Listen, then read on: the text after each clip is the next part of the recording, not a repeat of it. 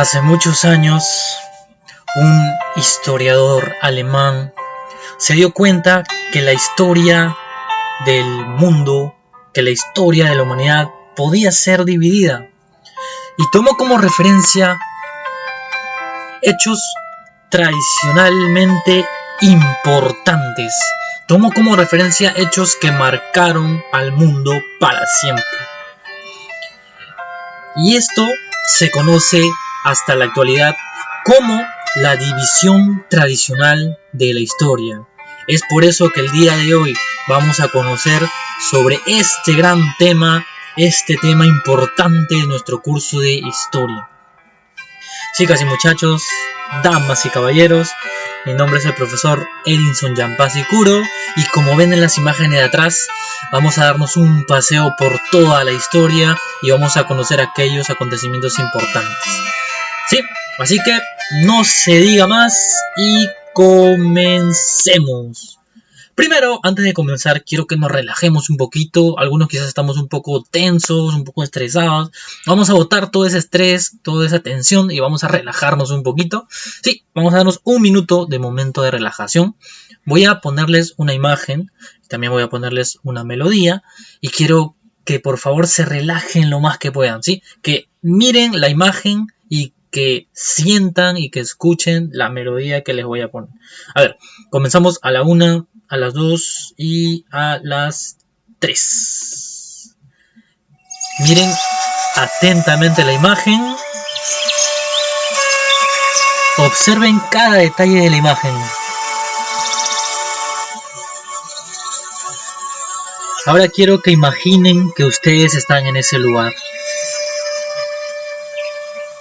Cierren los ojos por un momento e imaginen que están en ese lugar. Relájense, muevan la cabeza, muevan los brazos y simplemente sientan la naturaleza, el agua.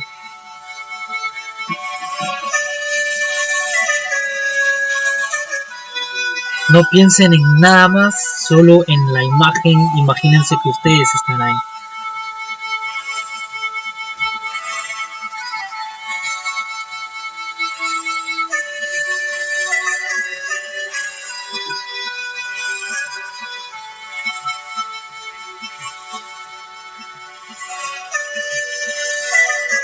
En 10 comenzamos con nuestra clase.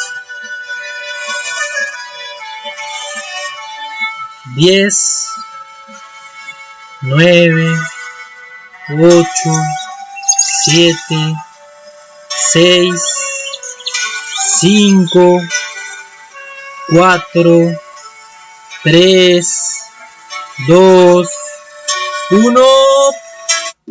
Comenzamos. A ver, estas son las preguntas que vamos a resolver en nuestra clase del día de hoy, ¿sí? Yo no me termino mi clase, no se termina este video sin que ustedes puedan resolver estas preguntas, ¿ya? Esta es la finalidad de la clase del día de hoy, que podamos responder las preguntas a continuación. Primera pregunta, ¿qué características tiene la división tradicional de la historia? Segunda pregunta, ¿cómo está dividida la historia según la división tradicional? ¿Sí? Así que pónganse cómodos, agarren su cuaderno, agarren su lapicero, su regla, pasen la voz, que la clase de historia está a punto de comenzar. Vamos a ver primero, características de la división tradicional de la historia. Característica número 1. Por ahí si se preguntan, ¿quién planteó, profesor, esta división tradicional? En la introducción, ¿se acuerdan que les hablé? Un historiador. Muy bien, aquí se los presento. Este señor que ven en la imagen, que tiene una cara media rara y un peinadito a lo francés. Pero no te confundas, no es francés, es alemán. Vamos a leerlo todos juntos a las 3. A la 1, a las 2 y a las 3. Fue planteada por el alemán Cristóbal Keller en el siglo XVII, quien dividió la historia en edades. A ver, le regalo su like a quien me dice el siglo XVII, ¿qué año es? Muy bien, toma tu like. El siglo XVII es el año 1700. Mira, estamos hablando de esa época. Mira, hace cuántos años atrás este señor Cristóbal Keller dijo: la historia puede ser dividida. Y hizo esta división tradicional de la historia. Ojo, Cristóbal Keller es alemán. Alemania. Pregunta, ¿en qué continente queda Alemania? Muy bien, Alemania queda en Europa. Así que más o menos ya te vas a dar cuenta otras características que tiene esta división tradicional según de dónde es Cristóbal Keller. ¿Ya? Muy bien, ahora, él dividió la historia en edades. ¿Cómo es eso, profesor, de edades? ¿1 año, 2 años, 3 años, 4 años? ¿Juventud, adolescencia? No, nada que ver. Son otras edades que yo estoy seguro que algunos ya la conocen. Pero no te preocupes que más adelante la vamos a conocer. ¿Sí? Bueno, esta es nuestra primera característica, saber quién planteó esta división, Cristóbal Keller.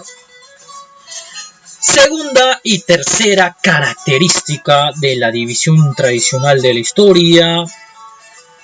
La segunda, tomó como base la aparición de la escritura. Es decir, el primer acontecimiento importante para dividir la historia, según Cristóbal Keller, fue la aparición de la escritura. Y aquí, chicas y chicos, se viene el primer dato curioso de la clase. Así que apúntalo, por favor, y subraya la palabra escritura, aparición de la escritura, subraya todo eso, aparición de la escritura. Dato curioso, apúntalo, por favor. La primera forma de escritura se llamó la escritura cuneiforme. ¿Ya? Repito, la primera forma de escritura se llamó la escritura cuneiforme y surgió en Mesopotamia. ¿Ya? Otra vez, la primera forma de escritura se llamó la escritura cuneiforme con C de casa y se dio y surgió en Mesopotamia. ¿Ya? Ya, esa es la segunda escritura y esa es la que ves aquí. Mira, esta imagen de aquí, esa es la famosa escritura cuneiforme, ¿no? Huequitos, así, rayitas. La verdad, yo no entiendo nada, pero hay personas que estudian bastante de esto y saben qué significa, saben interpretar este tipo de escritura. ¿Ya? Esa es la segunda característica. Ahora pasamos a la tercera característica. A ver, dice la tercera característica: todo lo demás pertenece a la prehistoria. Claro, mira. Seguro algunos se preguntaron, ¿no? La base, el primer acontecimiento importante es la aparición de la escritura. Y profesor, antes de la aparición de la escritura, ¿acaso no había vida? ¿No estaban los seres humanos? ¿Y qué con eso, profesor? Yo también me pregunto lo mismo. ¿Qué con eso, Cristóbal Keller? Cristóbal Keller dice: tranquilo, antes de la aparición de la escritura, ese periodo lo vamos a llamar prehistoria. Ya, la famosa prehistoria, ¿no? Los picapiedras, ¿no? Sé que muchos han visto los picapiedras. Ya, esta época es la prehistoria, donde el hombre realizaba las actividades de la caza, la recolección, ¿no? Los orígenes de la humanidad, a eso se le llama la prehistoria según Cristóbal Keller. Muy bien, ahora sí, vayan copiando, por favor, tomen nota, o no olviden copiar también los datos curiosos, ¿sí? Cuarta característica de la división tradicional de la historia, y si no me equivoco es la última, pero no la menos importante. Podríamos decir que esta es una de las características más importantes que tiene. La división tradicional es eurocéntrica. Si alguno se ha dado cuenta, estas imágenes que vemos aquí son las imágenes de la introducción, ¿sí? Estoy seguro que alguno se ha dado cuenta. Ahora, ¿se acuerdan que les dije al comiencito, Cristóbal Keller, ¿de dónde es? De Alemania, ¿sí o no? ¿Alemania dónde queda? En Europa. Quiero que por un momento pares el video, busques en el diccionario o busques en cualquier otro lugar, en internet si quieres, o pregúntale a alguien, ¿qué significa la palabra eurocéntrica o eurocentrismo? ¿No? Cualquiera de las dos. ¿Qué significa? ¿O qué tú entiendes por esa palabra? Eurocéntrico, eurocentrismo. ¿Qué quiere decir y qué relación tendrá con la división tradicional de la historia? Una idea para que más o menos la puedas entender son las imágenes que ves aquí a continuación. Estos tres acontecimientos te pueden dar una idea, ¿sí? Dale un momentito, para un ratito el video y busca esa información. Muy bien, felicitaciones a los chicos que hicieron esa pequeña actividad. La palabra eurocéntrica o eurocentrismo significa que todo lo importante está en Europa. ¿Ya? Todo lo importante está en Europa. Por eso la palabra euro, ¿no? Y centro, el centro, ¿no? Europa es el centro, Europa es lo más importante. Entonces, si nos fijamos bien en esta división tradicional, nos vamos a dar cuenta que los hechos más importantes que nos pone Cristóbal Keller están en Europa. De verdad, todos los hechos casi están en Europa. Por ejemplo, vamos a ver la primera imagen que tenemos aquí. La de acá arriba. Mira esta imagen de aquí acá arriba. A la mano derecha, arriba acá donde estoy señalando. Esa imagen es de un acontecimiento muy importante que se llama la caída de Roma. ¿Ya? Los pueblos bárbaros en esa época tomaron Roma, invadieron Roma, ¿no? Aproximadamente en el año 400 y tantos por ahí antes de Cristo. Esta imagen de la invasión de Roma, ¿dónde fue? ¿Dónde queda Roma? ¿En Italia, sí o no? ¿Dónde queda Italia? En Europa. Esta segunda imagen de aquí, esta de acá, la que estoy señalando aquí, es la caída, la toma de Constantinopla. Constantinopla fue la ciudad más importante del Imperio Bizantino, que ya lo vamos a ver más adelante. El Imperio Bizantino, adivina dónde se encuentra. Muy bien, en Europa. Y esta tercera imagen, que creo que, y estoy seguro que algunos ya lo han reconocido, de verdad, felicitaciones para los que lo han reconocido. Esta imagen de aquí, la cuarta, la que voy a señalar en un momento, aquí está esta imagen de acá. ¿De dónde crees que es? Mira la imagen, mira la bandera. ¿De qué país es la bandera? De Francia, muy bien. Esta imagen de aquí pertenece a la Revolución Francesa, ¿ya? Es el símbolo de la Revolución Francesa. Pregunta, ¿Francia dónde queda? En Europa, ¿sí o no? Entonces, por eso te vas a dar cuenta que la división tradicional es eurocéntrica, porque toma todos los acontecimientos importantes solamente de Europa. Ahora, dato curioso, apúntalo por favor. También se dice que la división tradicional es limitada, es muy limitada, ¿ya? Repito, la división tradicional es muy limitada. ¿Por qué, profesor, se dice que la división tradicional es muy limitada? Porque solo toma los acontecimientos de Europa, se centra más que nada en Europa. ¿Y acaso nosotros nos preguntamos, ¿en el resto del mundo no pasaban cosas? Por ejemplo, aquí en América no pasaban cosas. Por ejemplo, en los incas, por ejemplo, en el virreinato, ¿no? O en otro continente, en Oceanía, en Asia, en todos esos continentes no pasaban cosas, ¿acaso? Claro que sí, pero Cristóbal Keller solo toma de referencia a Europa. ¿Ya? Por eso se dice que la división tradicional es eurocéntrica y también se dice que es limitada. ¿Ya?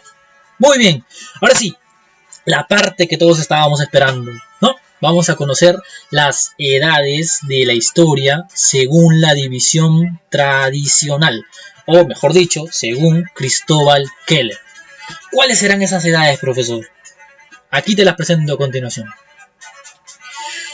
Son 4 las edades: edad antigua, edad media, edad moderna y edad contemporánea.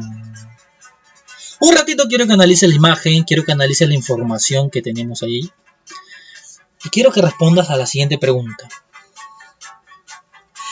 ¿En cuál de las 4 edades nos encontramos nosotros? El año 2020. ¿En cuál de las 4 edades? ¿Edad antigua, edad media, edad moderna o edad contemporánea? Muy bien, felicitaciones, en la edad contemporánea.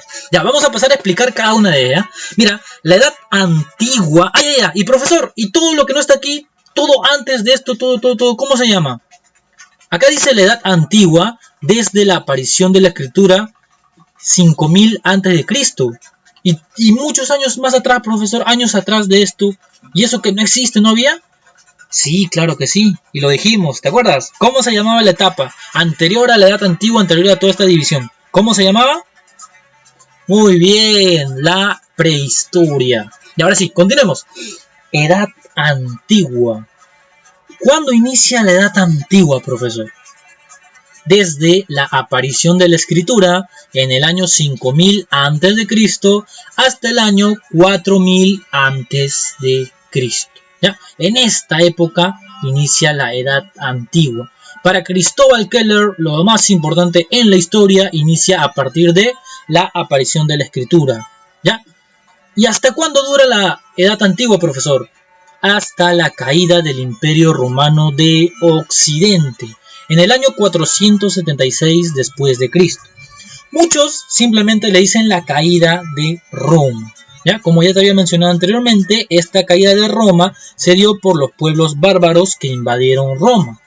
No te preocupes si no entiendes esto, que en las clases que se vienen para más adelante lo vamos a explicar con mucho más detalle. ¿Sí? Ahora, la Edad Media, profesor, esa edad donde prevalece bastante la religión, pero donde se desarrollaron las grandes civilizaciones sin duda alguna. ¿Cuándo comienza la Edad Media, profesor? La Edad Media comienza con la caída del Imperio de Roma en el año 476 y termina con la caída del Imperio de Roma, pero de Oriente, en el año 1453. Hay que tener en cuenta lo siguiente, el Imperio Romano se divide en dos, Imperio Romano de Occidente, Imperio Romano de Oriente. ¿Ya? La Edad Media comienza con la caída del Imperio Romano de Occidente por los pueblos bárbaros. Los pueblos bárbaros se desarrollaron, formaron grandes civilizaciones y las que más destacaron fueron dos, el Imperio de Carolingio y por otro lado el Imperio Bizantino. De estos dos imperios, el que más destacó, el que más se desarrolló fue el Imperio Bizantino. Y en el Imperio Bizantino había un gobernante que se llamaba Constantino. Este gobernante construyó una ciudad en honor a todos sus antepasados, llamada Constantinopla.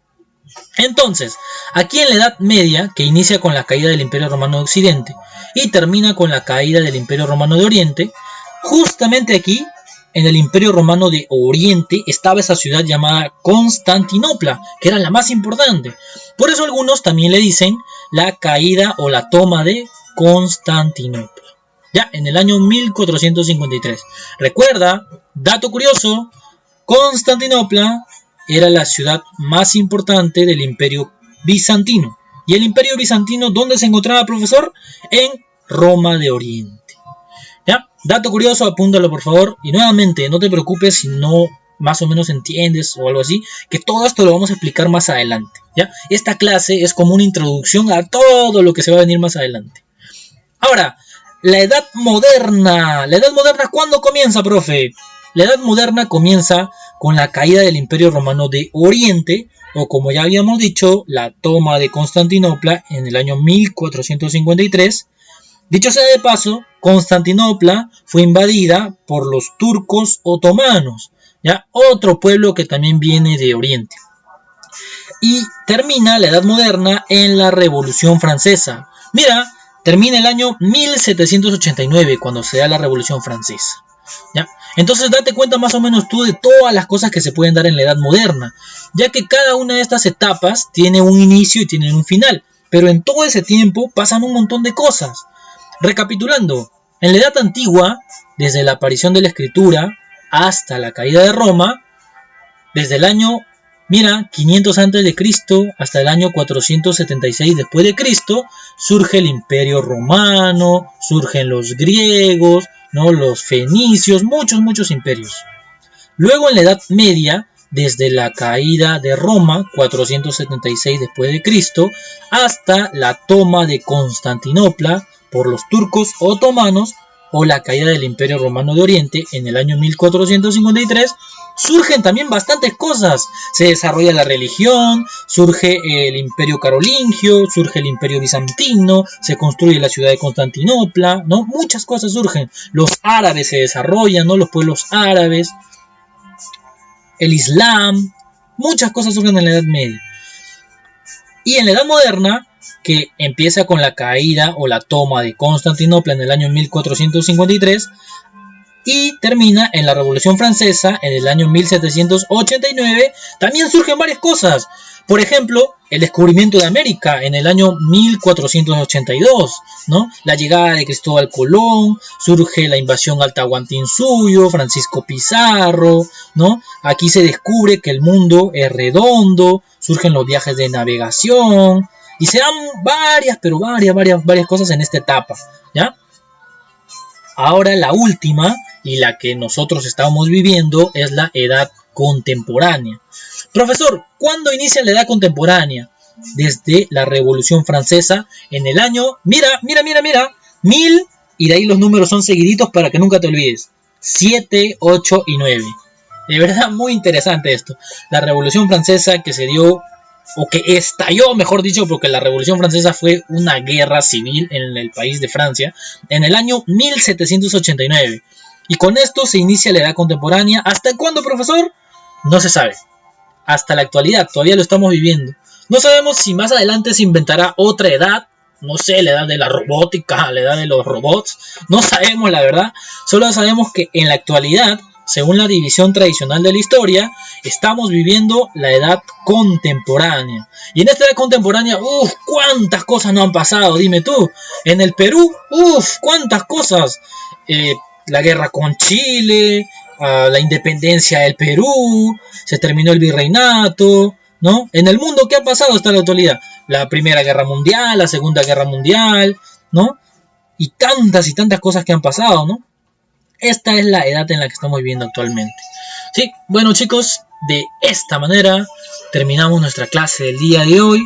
Apunten todo, por favor, tomen nota, copien lo más ordenado posible. Ya saben, pónganle muchos colores, todos los cuadritos que tengan que hacer, los títulos. Eso fue todo por esta clase. Gracias por ver este video. Aquí con mi amigo Cristóbal Keller nos despedimos. Cuídense mucho, hasta la próxima. Chao, chao.